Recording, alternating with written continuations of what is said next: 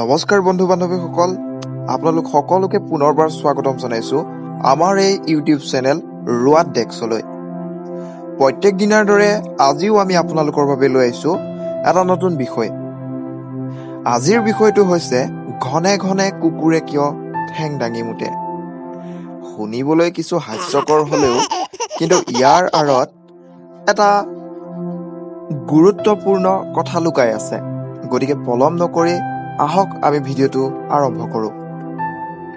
কুকুৰ প্ৰচুৰ ঘ্ৰাণ শক্তি থকা জীৱ। গোন্ধৰ পৰাই কুকুৰে বহু তথ্য লাভ কৰে। সাধাৰণতে কুকুৰে অচিনাকি ঠাইত থিয় বস্তুটোত ঠেং দাঙি ঘনকৈ মুতে। থিয় বস্তুত মাটিতকৈ পেচাবৰ গোন্ধ বেছি দেৰিলৈকে থাকে আৰু মুটাৰ কাৰণ হ'ল সেই ঠাইখিনিত বা সেই ঠাইত নিজৰ অস্তিত্ব ঘোষণা কৰা, যাতে সেই ঠাইখিনিত বেলেগ কুকুৰ সোমাব নোৱাৰে। গাড়ীৰ চকাটো কুকুৰে বেছিকৈ মুতা দেখা যায়।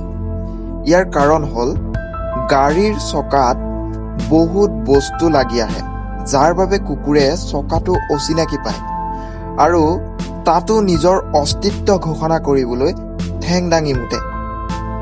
নিশ্চয় আজিৰ এই ভিডিঅ'টোত আপোনালোকে গম পালে ঘনে ঘনে কুকুৰে কিয় ঠেং দাঙি মুতে।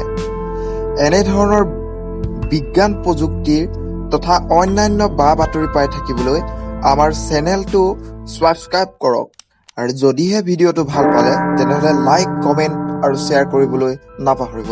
ধন্যবাদ।